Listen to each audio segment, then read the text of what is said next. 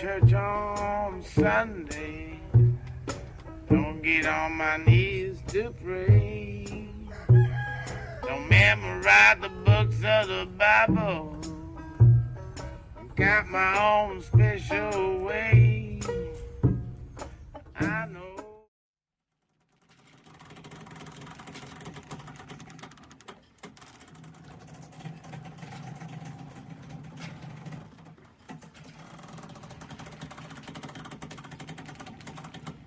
Bueno, yo tengo desde hace ya bastantes años bastante relación con Latinoamérica, a nivel profesional y a nivel privado. Quiero decir, como escritor siempre me ha interesado, como lector por supuesto, sí. Pero también he viajado bastante por distintos... Bueno, Latinoamérica no existe, ¿no? Quiero decir, son distintos países, sí, cada uno muy diferente. Y he estado en muchos de ellos, he pasado tiempo. Bueno, pues una de mis primeras novelas se desarrolla en buena medida en Cuba. Yo tengo familia cubana, entonces digamos, el primer paso fue hacia Cuba. Pero bueno, he estado bastante en Centroamérica, en México, en Colombia he estado también. Bueno, y lo que pasa es que en realidad el libro Nunca pasa nada no surge tanto de ese interés por Latinoamérica en sí, sino porque me daba cuenta de que en España en los últimos años probablemente el fenómeno más importante que ha habido, desde un punto de vista sociológico, político, económico, cultural, ha sido la inmigración. España era un país de muy poca inmigración hasta hace 15-20 años. Si uno iba por Madrid, veía pocos extranjeros. Ahora la imagen de la ciudad ha cambiado totalmente. Y una buena parte de esta inmigración, sobre todo desde los 90, es ecuatoriana. Entonces yo me estaba planteando escribir una novela que tuviese que ver con eso, aunque no sabía muy bien qué. Y primero pensé en una inmigrante colombiana, pero por casualidades de la vida, una revista ecuatoriana me invitó a ir a Ecuador y a escribir unas crónicas de viaje. Y dije, bueno, como normalmente me gusta ambientar mis novelas en sitios que conozco razonablemente bien, dije, de acuerdo, entonces mi protagonista va a ser ecuatoriana, me voy a Ecuador y empiezo a buscar el lugar del que podría provenir esta mujer. Estuve en la zona de Coca, en la selva, y dije, bueno, pues esta mujer viene de aquí.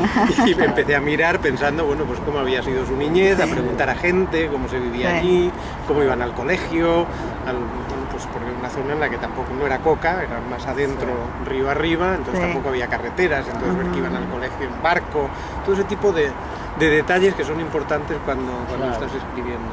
Y luego ya también me puse a investigar no solo ese origen, sino cómo viven los ecuatorianos en Madrid, sus problemas, hablar con algunos, hablar con sociólogos que se ocupaban de la situación de los inmigrantes, y un poco por ahí.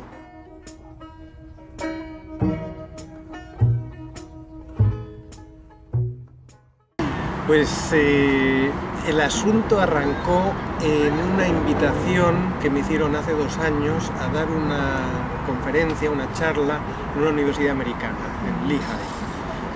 Y es una universidad que tiene un centro de humanidades que cada año organiza una serie de conferencias sobre un tema.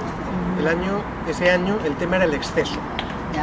Entonces me pidieron que hablase sobre el exceso. Habían leído La comedia salvaje, una novela, que podemos decir, excesiva, y me gustó inmediatamente el tema. Dije que sí, sin saber de qué iba a hablar, pero dije que sí, que encajaba con mis intereses. Y me di cuenta muy pronto de que lo que me interesaba era la crueldad en el arte, porque una de las cosas excesivas de La comedia salvaje es la crueldad. Es una novela sobre la guerra civil, pero es una novela disparatada en la que hay actos absolutamente brutales presentados como comedia en la mayoría de los casos, y me pregunté ¿por qué me interesa a mí eso? ¿Por qué me interesa la crueldad? ¿Por qué me divierto? ¿Por qué quiero contar esas historias?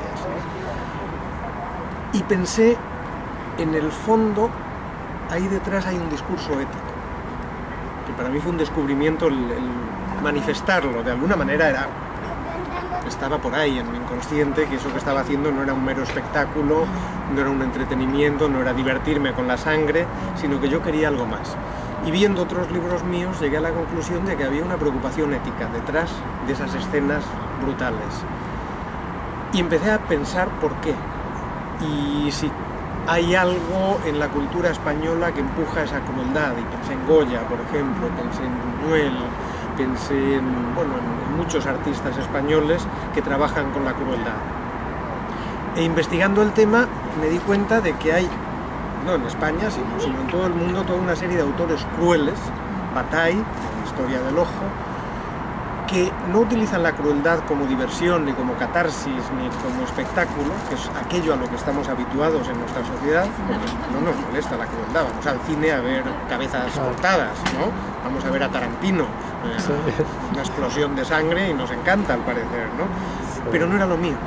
Entonces me di cuenta de eso, de que hay ese impulso ético, de que esa crueldad a menudo es una agresión al lector o al espectador para mostrarle algo. Y a partir de ahí salió ese análisis, di la conferencia, me interesó mucho la investigación y me di cuenta de que había todavía un montón de temas que no había tratado. Y me puse a escribir, o sea, al principio sin saber muy bien qué iba a hacer con ello, y me di cuenta pronto de que iba a ser un ensayo.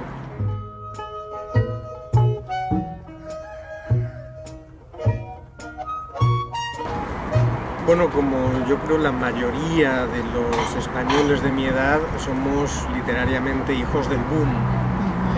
A finales de los 70 o durante todos los años 70, yo diría que los jóvenes de alguna manera rechazan lo que se estaba haciendo en España. Que fue injusto, porque había autores muy valiosos en aquella época, pero había esa especie de hartazgo de lo español, del tremendismo, del realismo social, de todas esas cosas que habíamos visto desde niños y parecía que España estaba encerrada en sí misma y que solo sabía hablar de eso, que también era injusto, porque no era así, pero bueno, toda generación tiene una visión injusta de la generación anterior, como toda generación tiene una visión injusta de la generación siguiente, ¿no? Entonces, bueno, dentro de esa injusticia, lógicamente buscábamos otros referentes y los primeros fueron el boom latinoamericano, Cortázar, García Márquez, Rulfo, Borges, bueno, pues todos aquellos, Vargas Llosa, y yo aprendí a leer literariamente con ellos. Es decir, yo empecé a escribir cuentos fantásticos imitando malamente a Cortázar. Fue mi iniciación a la literatura, eran esos cuentos, hasta que me di cuenta de que no era mi camino, de que me apasionaban, de que me gustaban muchísimo, pero no era yo, era Cortázar. Y ya casi escribía en argentino, ¿no? Entonces decidí dejar aquella vía y buscar la mía propia. Luego, ya en los 90, eso cambia y los lectores jóvenes empiezan a interesarse por Carver, Salinger, Bowles, porque se estaban traduciendo en aquella época, influyen enormemente en la literatura y hay como una especie de cambio de paradigma literario y se pierde un poco la influencia del boom latinoamericano, pero a mí me tocó el boom. Luego llegué a los otros, pero yo me formé literariamente con latinoamericanos mucho más que con españoles o que con norteamericanos.